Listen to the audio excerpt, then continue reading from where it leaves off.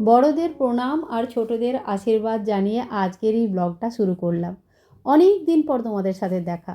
মাঝখানে বহু সময় বেরিয়ে গেছে, বহু কিছু ঘটেছে, বহু কিছু ঘটেনি, কিন্তু ওই সেই স্মৃতিগুলো স্মৃতির মতন রয়ে গেছে। কিছুই শেয়ার করা হয়নি। তার পিছনে কী কারণ ছিল, কী না কারণ ছিল, সে তো না হয় ধীরে ধীরে আরও যখন ব্লগস আসবে তখন না হয় একটু একটু করে জানতে পারবো।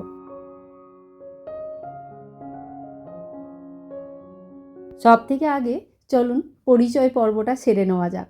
ব্লগ দেখবেন আর নামই জানেন না এমন থোড়াই হয়। তো আমার নামটা হচ্ছে কৌশিকী। এককালে আমার নাম ছিল কৌশিকী ব্যানার্জি, এখন আমি কৌশিকী মেহরা। কৌশিকী মেহরা মানে আপনারাই বুঝতেই পারছেন, এখন আমার বাংলা আর নর্থ ইন্ডিয়া এই দুই জিনিস নিয়েই আমার এখন সংসার। তাই বেশিরভাগ জিনিসই হয়তো এমন জিনিস শেয়ার করব যেগুলো আপনাদের মনে হবে বাঙালিদের এমন আবার হয় নাকি। কিন্তু এখন যা আমার জীবনের স্থিতি বা পরিস্থিতি বা যেমন আমি এখন, সেইগুলোই আমি আপনাদের সঙ্গে শেয়ার করতে চলেছি। আশা করি আমার আগের ব্লগগুলো আপনারা খুব ভালোবাসবেন, আর যেটুকু সত্যি, যেটুকু রিয়েলিটি, সেইটুকুই আপনাদের সঙ্গে তুলে ধরবো। কোনো রকম এমন কাজ, কোনো জিনিসই আনবো না যেটা বানিয়ে বানিয়ে ভেবে ভেবে তৈরি করা। তাই ব্লগগুলো খুব ন্যাচারাল হবে, হতে পারে কি আপনাদের মনের খুব কাছেরও হতে পারে।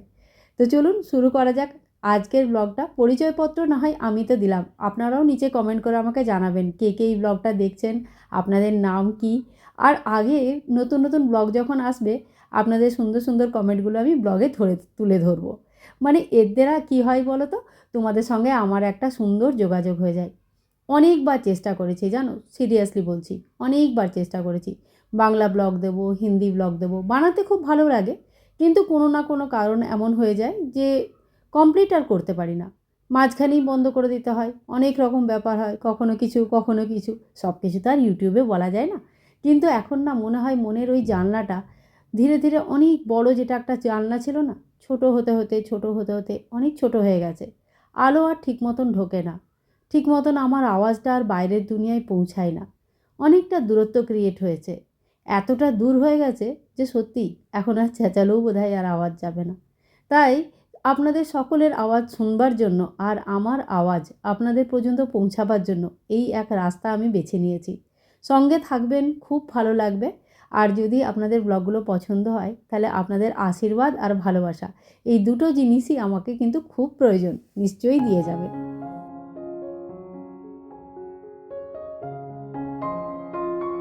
পরিচয়পত্রটা আরেকটু এগিয়ে নিয়ে যাওয়া যাক। কোথায় থাকি, কি করি, হাজব্যান্ডের নাম কি, ছেলে মেয়ে কয়টি, কোন ক্লাসে পড়ে, এই সব জিনিসগুলো না জানলে ঠিক আপনত্ব লাগে না, তাই না? তো আমার নামটা তো জানা হয়েই গেল। তো আমি যখন ছোটো ছিলাম, মানে আমি যখন অ্যাকচুয়ালি জন্মেছিলাম, তখন আমি তো ওয়েস্ট বেঙ্গলেই থাকতাম, আসানসোলেই আমাদের বাড়ি। তো ওখানেই থাকতাম, বড় হয়েছি, পড়াশোনা ওখানেই করেছি, গ্র্যাজুয়েশন ওখানেই করেছি। তারপর ওখান থেকে এসেছি ধানবাদ। ধানবাদে ইন্ডিয়ান স্কুল অফ মাইন্স, যেটা এখন আইআইটি আইএসএম নামে পরিচিত, সেখান থেকে পড়াশোনা করলাম। খুব বড় জায়গায় চাকরি পেয়েছিলাম, দিল্লিতে ছিলাম। মাসখানেক দিল্লিতে থাকার পর আবার আরেকখানা চাকরি, সেই চাকরি বোম্বেতে, তাই বোম্বেতে চলে এলাম।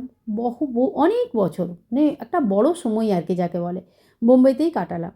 বোম্বেতেই বিয়ে, বোম্বেতেই ছেলে মেয়ে, বোম্বেতে ঘর। আর মানে মোটামুটি ধরেই রাখুন কি মুম্বাইয়ে আমরা ভালোভাবে সেটেল হয়েই গেছিলাম। এমন সময় আরেকবার ধাক্কা, হাজব্যান্ডের অফিসের ট্রান্সফার হয়ে যায় বোম্বে থেকে সিধা দেরাদুন। এরই মাঝে করোনা হয়, করোনার সময়তে বাচ্চা দুটো তখন একদম ছোট, আমরা দুজনেই চাকরি করি। অবস্থা খুব একটা ভালো ছিল না মুম্বাইয়ে, কেন পুরো দেশের অবস্থা, পুরো মানে দেশ কেন পুরো পৃথিবীর অবস্থা খুব একটা ভালো ছিল না। এমন অবস্থায় ঘর সংসার চাকরি কোথায় রেখে যাব, বাচ্চাদের বহুত রকম সিচুয়েশন, আর মেয়েদের ওপরে একটুখানি প্রবলেম তো বেশিই আসে। যাই হোক, সেই সময়কার গল্প না হয় কোনো দিন আরেক দিন করা যাবে। সেই সময় না আমি চাকরিটা ছেড়ে দিতে বাধ্য হলাম, এত কাজের চাপ। আমেরিকাতে আমাদের হেড অফিস, ওখান থেকে রাত্রেবেলা পর্যন্ত রাত রাত ভর কাজ। আর আমার যে ম্যানেজার সেই ইন্ডিয়ান, তিনি ইন্ডিয়াতে থাকেন, তার কাজও সকালবেলাতে। সারা দিন বাড়িতে থেকে কাজ, না বাড়ি থেকে বেরোবার উপায় নেই এমন অবস্থার জন্য কাজ, কিন্তু 24 ঘন্টা কাজ, তার সঙ্গে দুটো ছোট বাচ্চা। আর এমন অবস্থায় আমাদের দুজনার, মানে আমার আর আমার হাজব্যান্ডের দুজনারই করোনা। মানে বুঝতে পারছেন যে সেই যে দিনগুলো ছিল না, সত্যি আজও যদি ভাবি তো ভয় লাগে। তো বাচ্চাগুলোকে রেখে কীভাবে ওদেরকে সাবধানে রেখে, কীভাবে ওদেরকে বাঁচিয়ে রেখে নিজেরাও বেঁচে থেকেছি, সেটা সত্যিই একটা ঘটনা। কোনো দিন আপনাদের সাথে খুব সুন্দর করে আলোচনা করব, বলবো কী করেছিলাম, কী কী প্রিকশন নিয়েছিলাম। আপনাদেরও অনেক এক্সপিরিয়েন্স থাকবে হয়তো সেই সময়কার, তো আপনারাও আপনাদের এক্সপিরিয়েন্স শেয়ার করবেন। যাই হোক, তারপরে আমি ওখানে চাকরিটা ছেড়ে দিই। চাকরিটা ছেড়ে দেওয়ার পর আমার আর দ্বিতীয়বার চাকরিটা করতে আর ইচ্ছে করলো না, কারণ এটাতে এত প্রেশার, এত প্রেশার। মনে হলো বাচ্চা দুটোর সাথে থাকি, ওদের সাথে থাকতে আমার খুব ভালো লাগতো, খুব এনজয় করতাম। মানে এখন তো ওরা বড় হয়ে গেছে, এখন তো আর এই শব্দগুলো ঠিক মানানসই নয়, এখন একসঙ্গে বন্ধুর মতন থাকি। কিন্তু তখন যে ছিল না, ছোটো ছেলে ছোটো বাচ্চা, একটা অন্যরকম সিচুয়েশান ছিল। এরপর আমাদের ট্রান্সফার হয় আর আমরা চলে আসি দেরাদুন। দেরাদুনে এসে 2-3টে বাড়ি বদল হলো, কেননা ভাড়া বাড়িতে নানান অসুবিধায় আমরা সম্মুখীন হয়েছিলাম। কালচার, কথাবার্তা, থিঙ্কিং অনেক ডিফারেন্স বোম্বে থেকে। দেরাদুনের সঙ্গে বোম্বের কোথাও কোনো মিল নেই। মানে কী বলবো, অথই জলে পড়ার মতন অবস্থা হয়েছিল। এখন দেরাদুনটা বেশ ভালোই লাগে, কিন্তু একটা কালচারে আপনি যখন অনেক অনেক বছর ধরে থাকেন না, তখন হঠাৎ করে যখন একটা নতুন জায়গায়, নতুন কালচার, নতুন জায়গায় পৌঁছে যায়, অনেক কিছুই চেঞ্জ হয়ে যায় A to Z, খুব মুশকিল হয়। যাই হোক, হাজব্যান্ডের বাইরে বাইরে বেশিরভাগ সময় থাকতে হতো। সেই সময় কাজের জন্য বেশিরভাগ সময় বাইরে কাজ। নতুন এসেছি দেরাদুনে, এমন অবস্থা কি গ্যাস নেই, মানে সিলিন্ডারের বুকিং হয়নি, গ্যাস নেই, জিনিসপত্র খোলা হয়নি, দুটো বাচ্চার সাথে, কিচ্ছু চিনি না, হাজব্যান্ডও বাইরে। এমন অবস্থায় মানে এমন এক একদিন তো এমন হয়েছে যে কী খাবো সেটা আর কি চিন্তার বিষয় হয়ে গেছে। যাই হোক, তো সেইভাবে হতে হতে কিছু ভাড়া বাড়ি একটা দুটো পার করে তারপরে নিজেদের বাড়ি করে আজ এই বাড়িতে অনেক বছর, মানে প্রায় 3 বছর, 3.5 বছর হয়ে গেল এই বাড়িটায় রয়েছি। তো এই বাড়িটায় যবে থেকে এসেছি তবে থেকে একটু নিশ্চিন্ত, বাড়িটা নিজের মতন করে সাজিয়ে নিয়েছি। আমার সম্বন্ধে তো অনেক কিছু আপনাদের আমি জানিয়ে দিলাম। কেমন লাগলো গল্পগুলো নিশ্চয়ই বলবেন। এ তো খালি শুরু, অনেক গল্প, অনেক গল্প। মানুষের জীবনের এত বড় জীবন, ছোট ছোট গল্প, প্রচুর গল্প। তাই আপনাদের সাথে গল্প করতেই না এখানে আসা, খুব ভালো লাগে। মনের কথাগুলো, স্মৃতির কথাগুলো যখন আলোচনা করি না, তখন এমন মনে হয় না সব কিছুই যেন আবার সবুজ হয়ে যাচ্ছে, সব কিছুই যেন আবার দেখতে পাচ্ছি। সেই ছোট্ট আমি দৌড়ে বেড়াচ্ছি, স্কুল যাচ্ছি, হ্যাঁ, মানে অদ্ভুত লাগে যে সেই ছোট্ট আমি কখন এত বড় আমি হয়ে গেছি।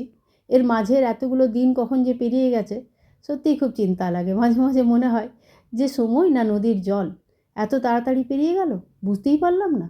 যাই হোক, বুঝতেই পারলাম না মানে কোথাও তো কোথাও ভালোই আছে। বলে সুখের সময় জলদি পেরিয়ে যায়, দুঃখের সময় পেরোতে চায় না। যাই হোক, আমার সুখ দুঃখ সবই পেরিয়েছে, আবার হয়তো অনেক বড় বড় সময় আছে, আসতে চলেছে, সেগুলো আপনাদের সঙ্গে শেয়ার করব। ওগুলো তো আমিও জানি না, যেমন যেমন হবে তেমনি তেমনি শেয়ার করব।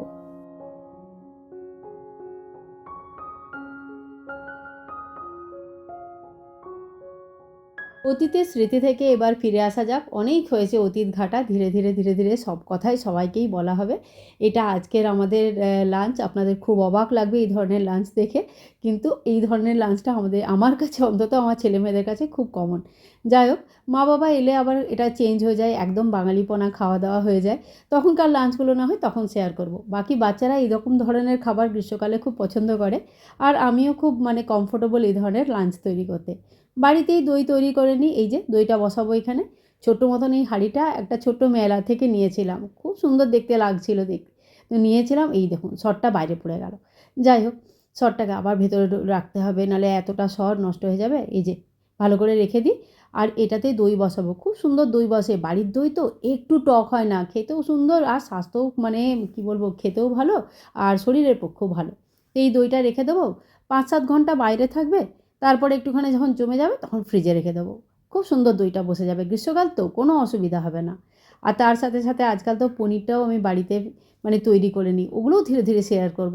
কিছু কিছু জিনিস আছে যেগুলো বাঙালি থেকে অনেক আলাদা লাগবে, কিন্তু ওগুলোই আমার এখন জীবন হয়ে গেছে, তো ওগুলোই তো আমার কাছে এখন সত্য। তাই ওইগুলোই শেয়ার করব।